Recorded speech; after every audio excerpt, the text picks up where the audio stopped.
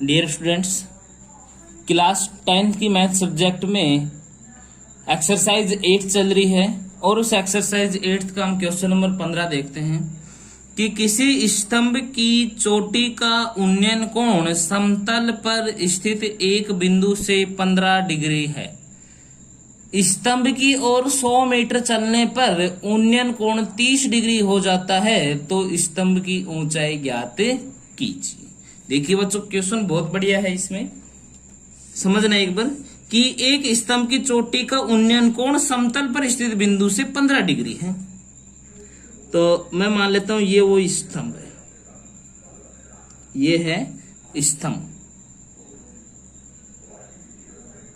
स्तंभ। ये आपकी धरातल है। ओके, एक स्तंभ की चोटी का उन्नयन कोण समतल पर स्थित बिंदु, जैसे कि मैं मान लेता हूं समतल पर ये बिंदु है, ए बिंदु है। इस ए बिंदु से समतल इसके शिखर पर, इनकी ये शिखर का जो उन्नयन कोण है वो कितना है? 15 डिग्री। ओके, यहां से शिखर के ऊपर जो उन्नयन कोण बन रहा है वो 15 डिग्री है। फिर बोल रहे हैं स्तंभ की ओर 100 मीटर चलने पर। देखिए, अब यहां से मैं चलता चलता चलता चलता यहां पर पहुंच गया हूं। कौन से पॉइंट पर? बी पॉइंट पर। और कितनी दूरी चल के आ गया मैं? 100 मीटर। इनकी यहां से लेकर यहां तक मैं 100 मीटर चल के आ गया। और 100 मीटर आने के बाद इसके उन्नयन कोण 30 डिग्री है। इनकी यहीं का शिखर का जो उन्नयन कोण है वो कितना है? 30 डिग्री। तो स्तंभ की ऊंचाई ज्ञात कीजिए। मैं मान लेता हूं कि जो स्तंभ है वो ऊंचाई है h मीटर। इनकी यहां से लेकर यहां तक जो स्तंभ है उसकी ऊंचाई है h मीटर। ये a हो गया, ये b हो गया, इसे मैं c बोल देता हूं और इसे मैं क्या बोल देता हूं? d। तो बच्चों, ये भी एक चीज है। इसे मैं कितना मान लेता हूं? x मीटर मान लेता हूं। ये माननी ही पड़ेंगी आपको। और टोटल कितनी हो जाएगी? यहां से लेकर यहां तक x प्लस 100, यहां से लेकर यहां तक। ओके, तो सॉल्यूशन में हम क्या करेंगे कि माना स्तंभ की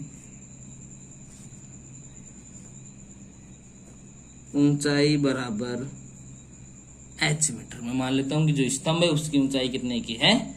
h मीटर की है। यानी कि CD बराबर है आपका h मीटर। बच्चों, ये मैंने माना है और ये आपको क्वेश्चन में दे रखा था। इनकी AB ये तो है 100 मीटर, BC ये है x मीटर, और टोटल AC निकालू मैं इसका, AC ये हो जाएगा x प्लस 100 का। और कोण A है 15 डिग्री का और कोण B है 30 डिग्री का। ओके, अब देखो इसकी कैलकुलेशन स्टार्ट करते हैं। तो बच्चों, दो त्रिभुज है, एक ये त्रिभुज है और एक ये पूरी ये बड़ी वाली त्रिभुज है। तो छोटी त्रिभुज बड़ी त्रिभुज दोनों में काम करेंगे। तो पहले मैं इस छोटे वाले त्रिभुज में कर लेता हूं कि त्रिभुज, क्या नाम है इसका? BCD। BCD में, और इन्हीं में रिलेशन है किसका? tan थीटा बराबर होता है लंब बटे आधार। tan थीटा कितने का है? 30 डिग्री। लंब है इसका लंब है CD और आधार है BC।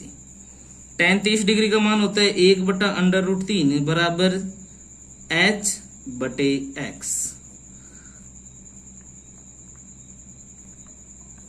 वज्र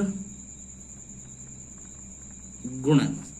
ओके, वज्र गुणन करेंगे तो x बराबर आ जाएगा √3h।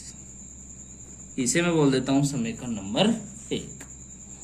दूसरी त्रिभुज, हम बड़ी त्रिभुज ले लेते हैं ACD में।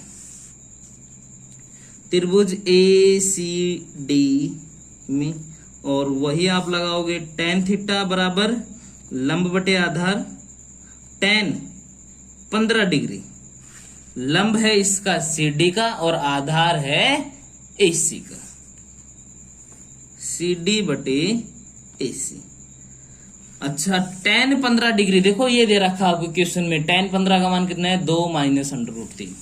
तो tan 15 की जगह रख सकता हूं 2 माइनस √3 बराबर CD, ये CD है H का बटे AC है x प्लस 100 का, x प्लस 100 बटे 1 लेके हम क्या कर लेते हैं वज्र गुणन।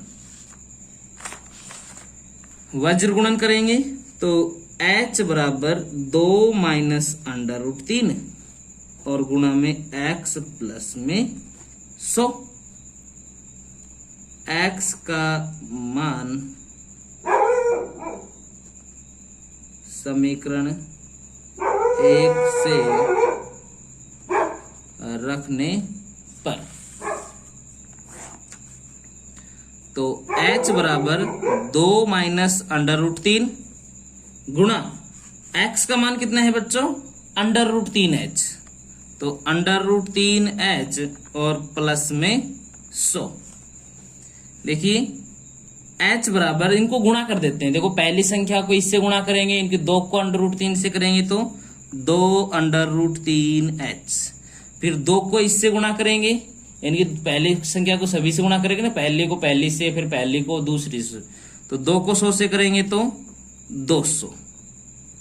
अब दूसरी संख्या को पहली संख्या से करेंगे, प्लस माइनस को प्लस से करूंगा तो माइनस √3 को √3 से करेंगे तो 3h, और इसको इससे करेंगे, माइनस को प्लस से करेंगे तो माइनस √3 को करेंगे तो कितना आ जाएगा 100 √3। h की संख्याओं को एक साइड ले आते हैं तो h ये इधर आया तो प्लस का 3h और ये इधर गया तो माइनस का 2 √3h बराबर कितना बचा है 200 माइनस 100 √3।